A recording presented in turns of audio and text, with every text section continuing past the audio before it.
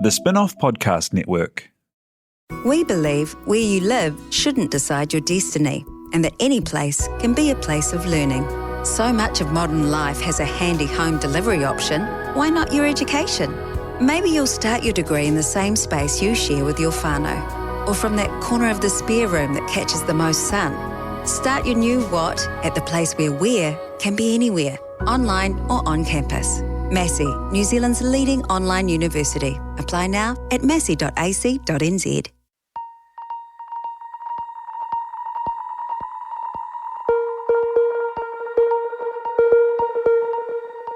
Ki te kahore he whakakitenga ka ngaro te iwi. Without foresight or vision, the people will be lost. Kia ora koutou, I'm Stacey Morrison.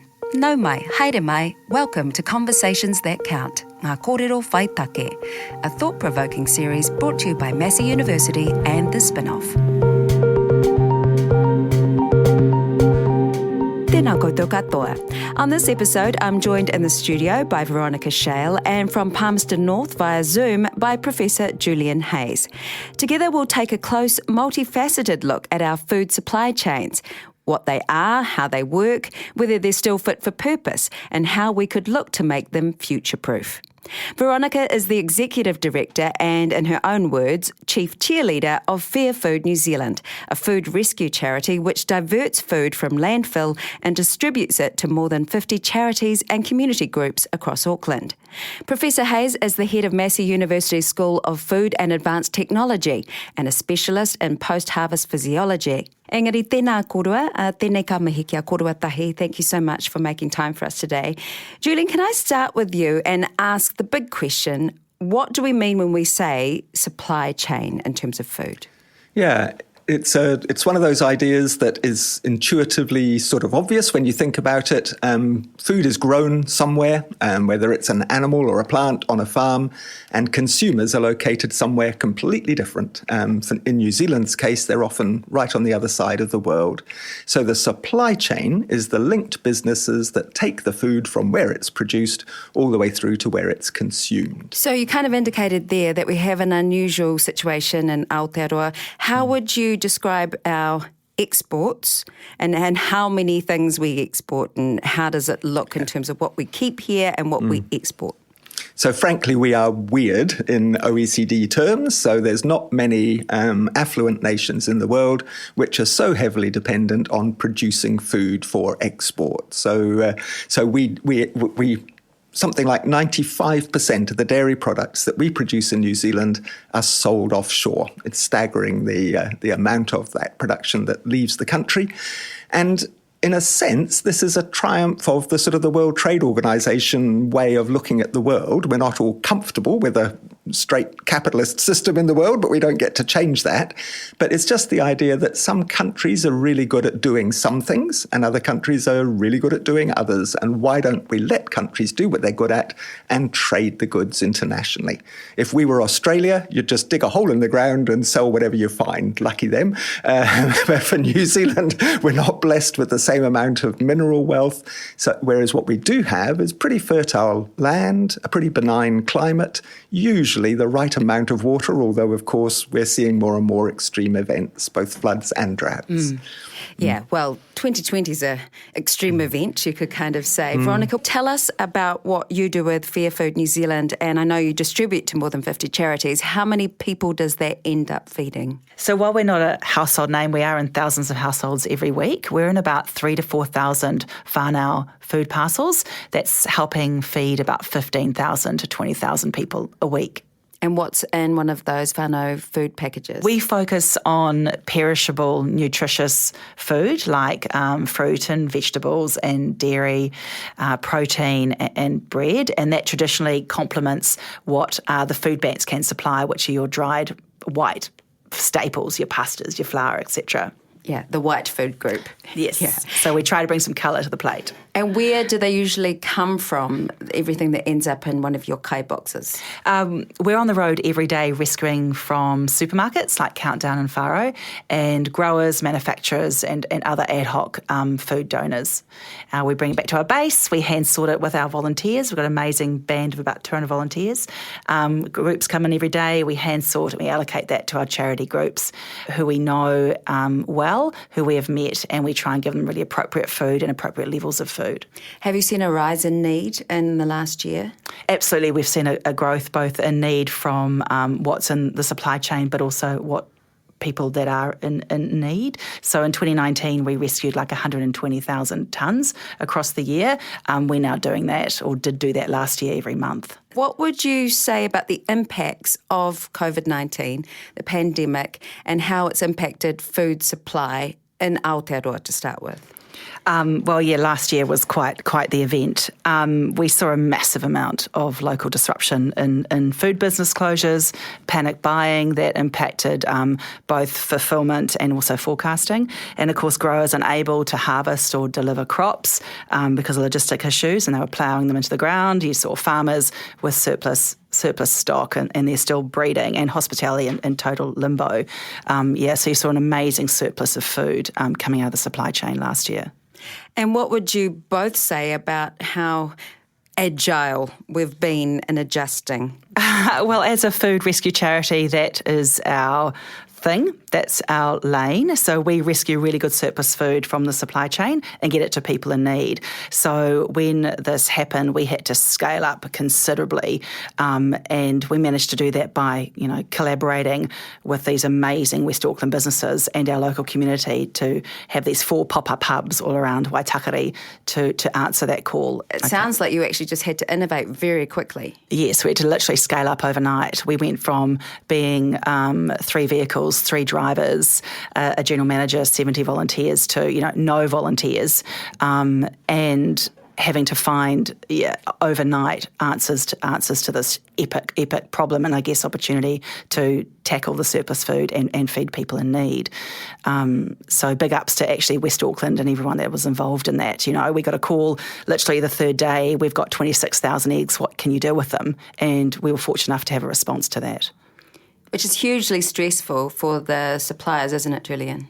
Yes, so if I could kind of switch that away from the wonderful work that has been done there to avoid food wastage and to make sure that it's available to people, especially those at the bottom of the heap who struggle in our New Zealand society, but to think of it in global terms. We are so fortunate, and we forget so easily how we have dodged the majority of the impact of a global pandemic. And globally, there are some terrible stories of the disruption to supply chains. And it's driven political risk for nations, driven public policy. So, for example, Singapore just did a very rapid reassessment of its situation. Something like 95% of their food is imported currently. And they said 30% by 2030. So 30% of the food that will feed their nation, the same size as New Zealand, 5 million people, they are determined will be locally produced by 2030, which is a pretty fierce and dramatic agenda. So what does that system change look like? Tell us a little bit, what you know about how they're going to achieve that. It is extraordinary, and of course it's so different from the New Zealand situation. So an island nation where the urban population pretty much sprawls over the entire land surface. So they are heavily interested in this vertical horticulture concept where you can adapt the edges of your buildings or the roof of your building and begin to grow plants in a very industrial, technological setting, managing the heat and the light and the waste disposal and producing food right close to where people are working in an office. It's brilliant, but it's actually massively energy consumptive to make the materials and to manage the production systems. And New Zealand should rightly say, hey, look, why don't we develop technology for you? But we don't need that system in our lovely country. We've got a low population density, generally spread around the country. We'll manage growing the old-fashioned way. Thanks very much. Because the old-fashioned way is in tune with seasons, not trying to manufacture situations where crops can grow. But what would you say, Veronica, about how connected we are to the seasons, to what our whenua is actually designed to grow? I can only speak from kind of our lens, and there'll be other experts to talk on that point, and probably actually in the room. What we see at probably the last mile is what we do in tackling food waste and that end of things. The last mile is we see an absolute surplus and abundance of food from all sorts of seasons. So obviously, we've become very used to having food available to us 24/7 and out of season, and food that has to be super perfect and beautiful. So there's a little bit of a disconnect obviously happening, but under the ground at grassroots, what we're definitely seeing is the rise in the appreciation of, I guess, the old world, of the Indigenous practices, of local community gardens, of collaborations like that, and that's really, really encouraging. And in Waitakere especially, the coordination between a group called Kai West to foster that and those learnings is amazing. And I guess if we think about matariki and how it's a time of harvest and then preparation for the winter months ahead, it's interesting, isn't it, Julian, to look at how that practice seats us in what we're experiencing outside, but the demand, as you say, is not perhaps in sync. Is that what you have seen and witnessed? Yes. It's really a source of kind of global confusion, because we live at a time where we've never had such good access to food year round and from places that we can't imagine where the products were grown. So we can access tea and coffee from the tropics or bananas every week of the year, and we don't stop and think, I wonder if it's banana season in the Philippines. It's just, there's going to be a bunch of bananas down there at the supermarket. So it transfers through so that there's very few products, maybe like asparagus, where you look forward to, it's November, maybe we'll find asparagus on the shelves now. But there's really not many that we think of as seasonal. But of course, all of those fruit and vegetables are very seasonal. And the reason we can access them all year round is because we now import them if they're out of season in New Zealand, or we store them for very long times. And we do that through smart science, and we do it in a way that preserves the nutritional value. So it's a great outcome for people. I do sort of think back to traditional farming systems, and it's easy to romanticize that perhaps in the past we were closer to the land and we understood seasonality and we worked in harmony with nature. Particularly in the last 10,000 years of settled agriculture, we've basically emerged from a time when local famines were common, and where the seasonality meant you simply couldn't get access to some fruit and veg all the way through the long cold winter months. So you had a pretty narrow diet to survive, and then you gorged on whatever was available when it came to you. Yeah, so that does mean that we're eating things that our bodies aren't actually used to, I guess at a DNA level. I noticed that definitely for Māori. Mm-hmm. So in terms of access, what you were talking about is, yes, we can get strawberries all year round, but they're not the same price. They're hugely expensive at certain times, and some people just won't choose to buy them or can't choose to buy them. What would you say in terms of inequities, Veronica, and what has been highlighted by COVID-19? Are we just seeing more of what was actually there, or has COVID-19 created more inequity, in your opinion?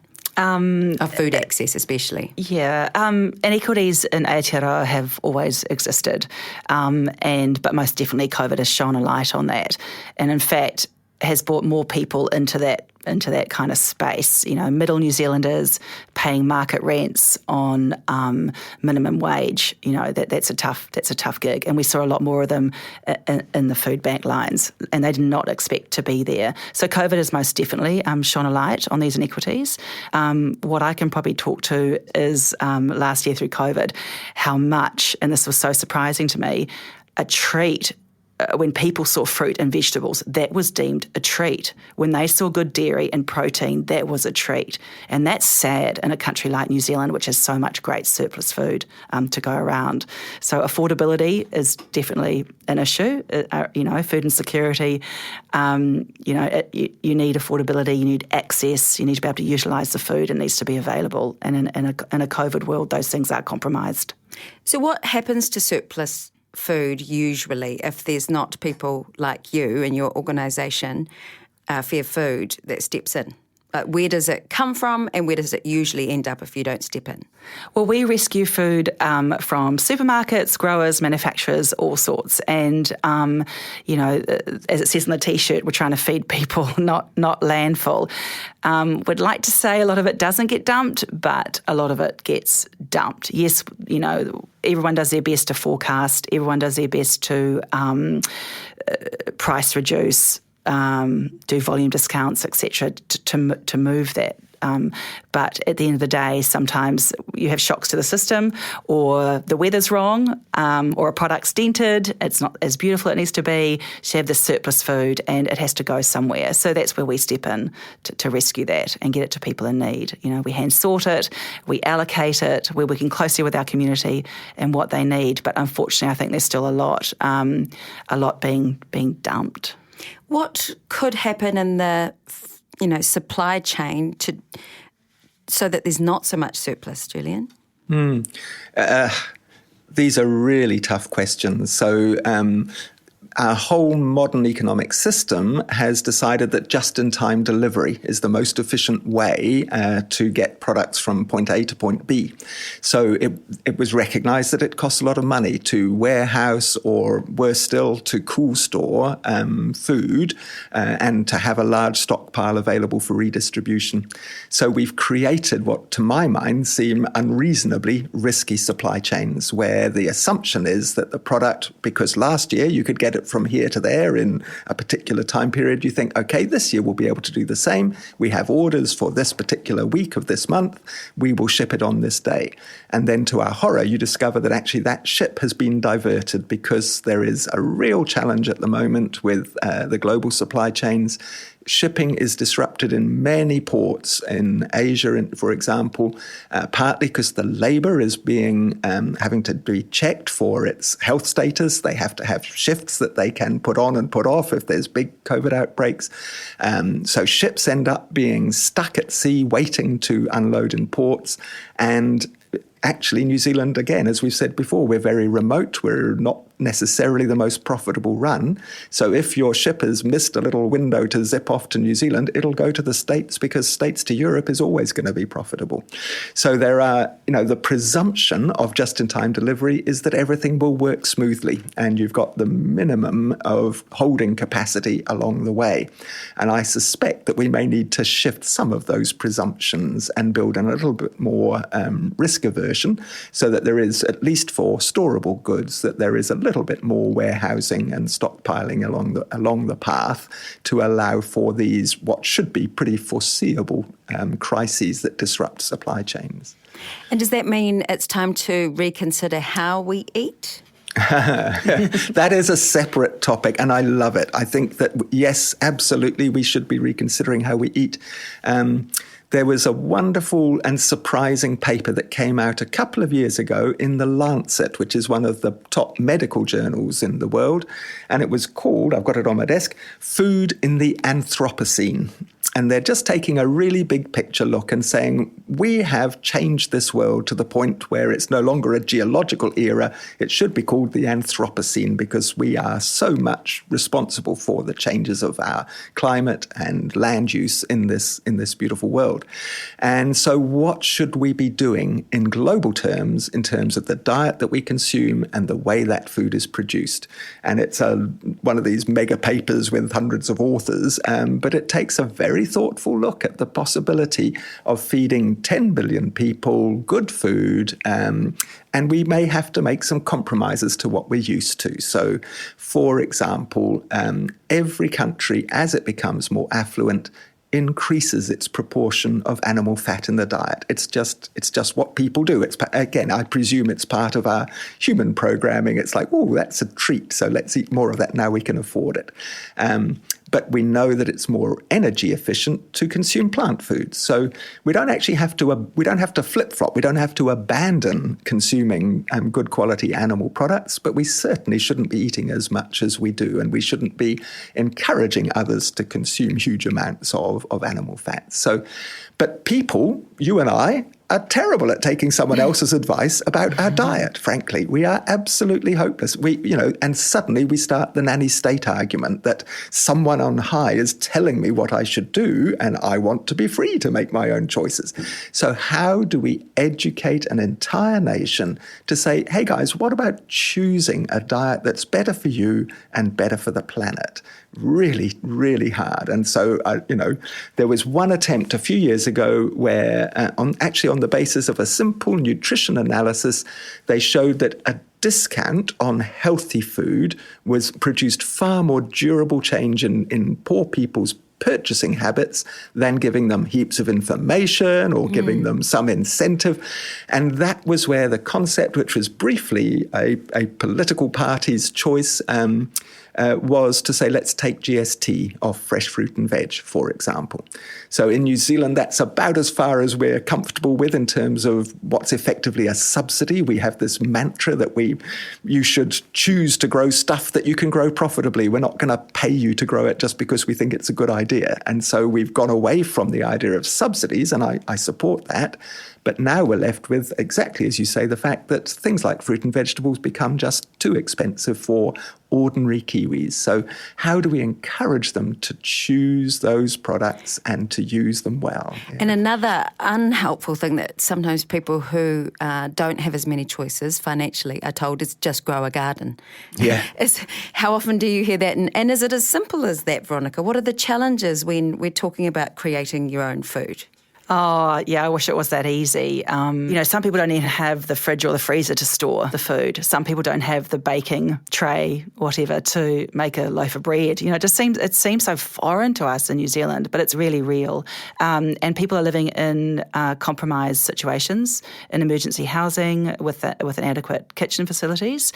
But I think, Together we're stronger, and it is these community gardens have a great role to play in tandem at bringing people to that, these shared spaces that we should probably encourage more. So we get asked that all the time. Now, I appreciate in food rescue we're perhaps the ambulance at the bottom of the cliff, but, we believe that food and good food, good nutritious food, that's what we really focus on, is absolutely a human right, and everyone should have fair access to really good food. Because that's the irony and that's the pull, isn't it, Julian, that we have an oversupply in the end of food and we're not getting it to the people that we need to, except, in your case, but you can't get to everybody.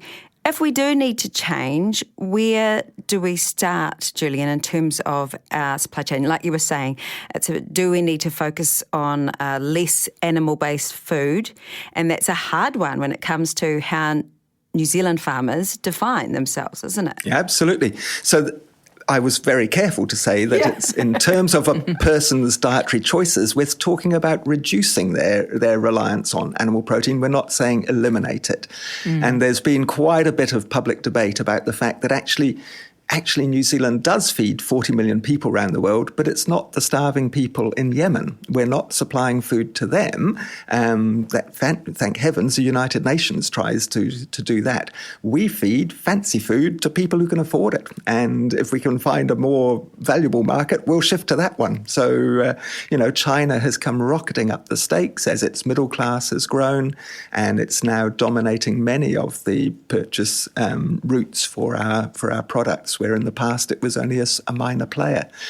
So actually for our farmers, I don't think it's fair to say you must change. I don't think that's the point. I think we should rely on the fact that we're a great source of potentially more sustainably produced products than many other countries can deliver. What we need to look at is our internal social settings within the country. How can we improve both education and access to materials? With our undergraduate students, young men and women, I often somewhat jokingly say, especially to the guys in the room, now, be honest, if I opened your fridge at your flat, would I find anything green? Or orange, or yellow.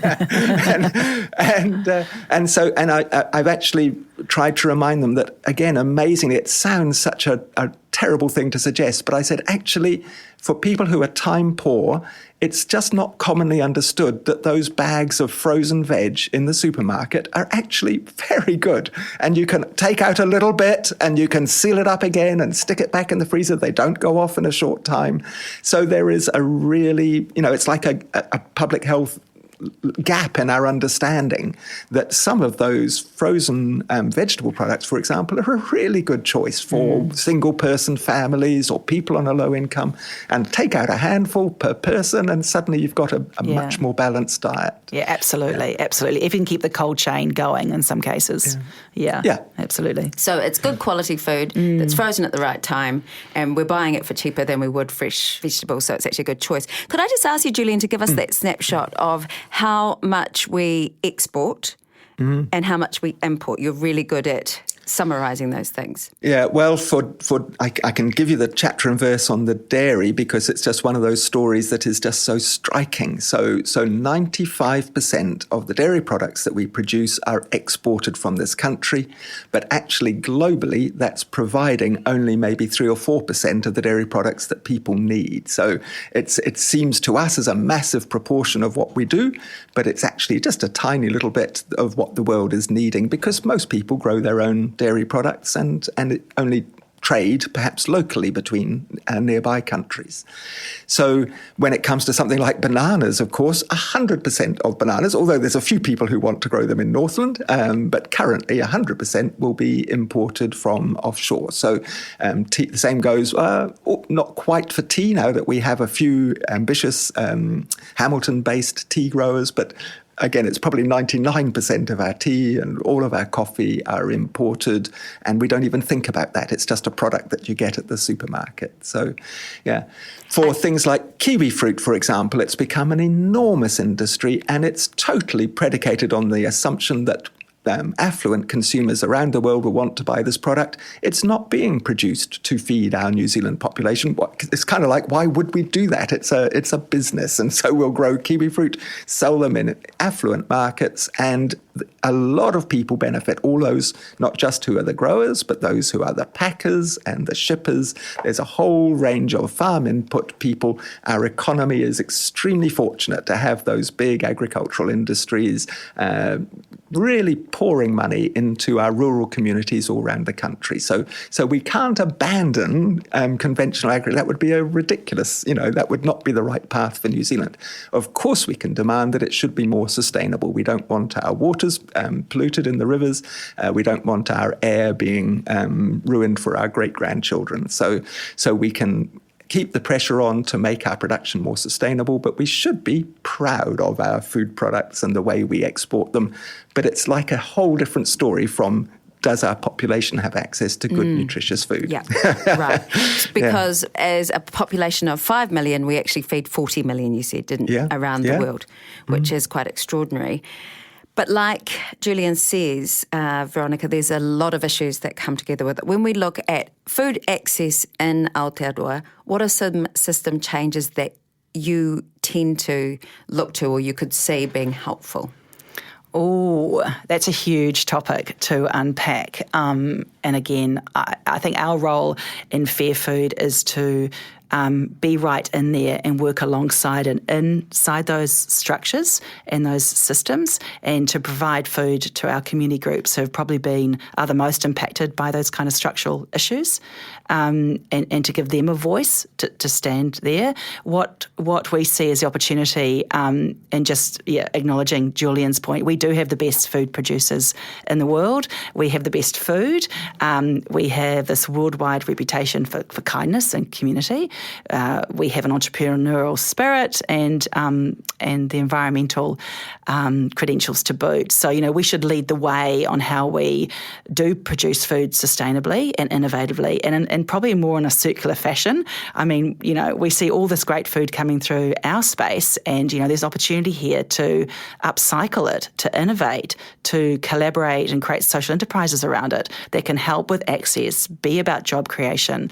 And I think it'll just be in time, as we've seen in America, this kind of category will take off. And I think it will only help with access to more good food and not being, as in food not lost out of the food chain. When Veronica said circular system, I heard you murmur a yes, an agreement, Julian. Can you explain what that means, a circular system? Yeah, we have some lovely Massey staff who are real experts in many of the areas that we're just touching on at the moment. So Professor Sarah McLaren, for example, is our someone who fully understands sustainable systems. One of her strengths is so-called life cycle assessment. So basically, my wife puts it that when a kid says, "Oh, I'll just throw it away," my wife looks at them and says, "There is no away. There is no away," you know. And that, to me, that's a lovely summary of what circular economies are about. That whenever we make something, whether it's a cell phone or a head of broccoli, we need to think, where is this eventually going to be used and disposed? And do I need to build into the sale price the cost of that disposal? Because I'm creating a load on the environment by choosing to produce this cell phone or this head of broccoli. So do I need to build in the cost of eventually disposing of that? And a real circular economy would have considered all of those issues so that perhaps we paid more for disposable consumer goods to cover the cost of collecting and then perhaps removing the precious metals that are inside there or whatever. But these are huge structural changes we're just glibly sort of diving over the top of at the moment. So, which we have to by design. But it does give us the opportunity to look deeper into things. And yes, we look at system change, but what personal choices can we make, like you're saying, around what we consume and what we support? So look, New Zealand food waste is a huge issue in New Zealand. I've got some stats here. Households alone waste about $2.4 billion of food a year.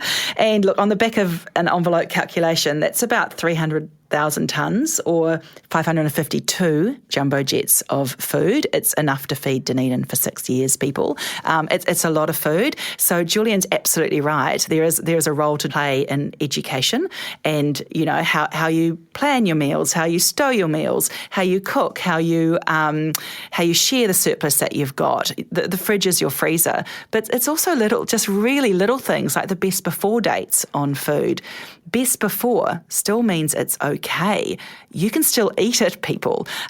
Milk is okay 20, 30 days later. Eggs are great 2 to 3 weeks later. Pasta, 1 to 2 years. So we see a lot. You know, we're turning over about 150,000 meals a month where we are, what we do, rescuing and redistributing. And that's not including what we've got in the freezers or on the shelves. That's just in fresh fruit, vegetables, dairy, protein coming in. And it's the best before that are tripping a lot of people up.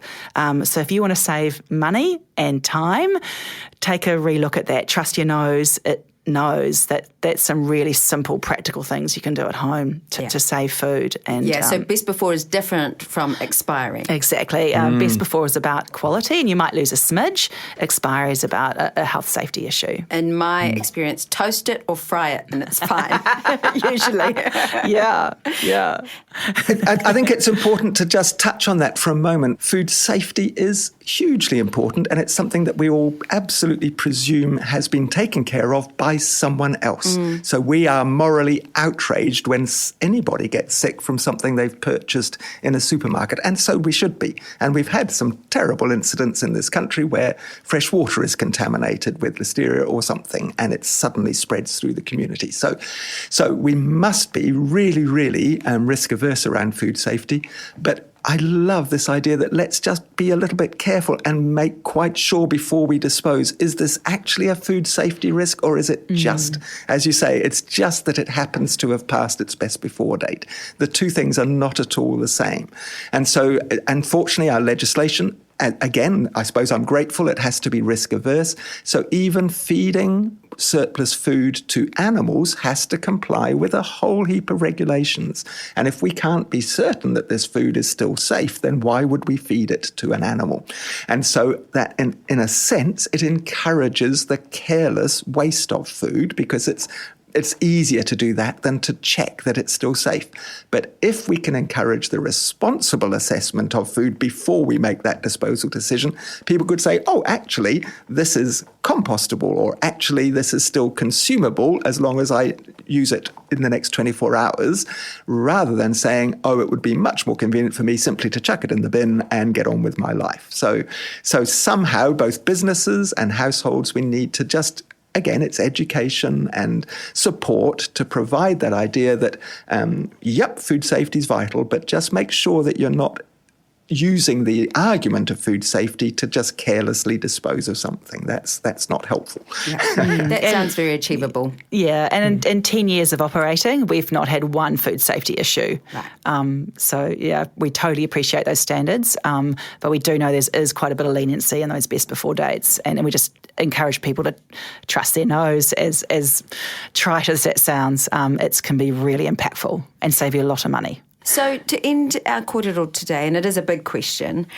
if we look at our supply chain, what could we do to make it future-proof? You've talked about some ideas of education, of focus, of export, of thinking about circular systems. What are some things that could be done on any level, and this is big sky thinking, to ensure that our supply chain is more future-proof? Julian? Yeah, definitely. For New Zealand, our global economic position depends on us continuing to be seen as not just a supplier of safe food, but of food that is sustainably produced. And we still have work to do there. So that is where the science investment is going. It's where the industries are working hard. They have to change the way we produce and grow things because of climate change. It's changing the physical reality of our farms. But it's also important that we can demonstrate to those affluent consumers that what we do is long-term sustainable. That's an absolute no-brainer. So there's work to do there. Ka pai. Anything you'd like to add? I think we saw a lot of this in action last year, actually, and it's coming back to local resilience and community spirit. And New Zealand has got that in bucket loads, and sharing our surplus and sharing what we have, and just on a day-to-day level to get, make things survivable for some people. I know that sounds really granular, but actually a whole lot of people doing that really adds up, and we saw that last year, and I think we shouldn't lose sense of that achievement in that spirit, that can protect us from shocks. No, I like that, because in our kōrero today, you've talked about individual action, community, structure and government options at a global and also Aotearoa level as well. Nō reira, tēnei ka mihi kia kōrua tahi. Thank you so much for our kōrero today. You've been listening to Conversations That Count, Ngā Kōrero Whai Take, brought to you by Massey University and The Spinoff. Hosted by me, Stacey Morrison. Produced by Jane Yee and Matthew McCauley, with music by Grayson Gilmore.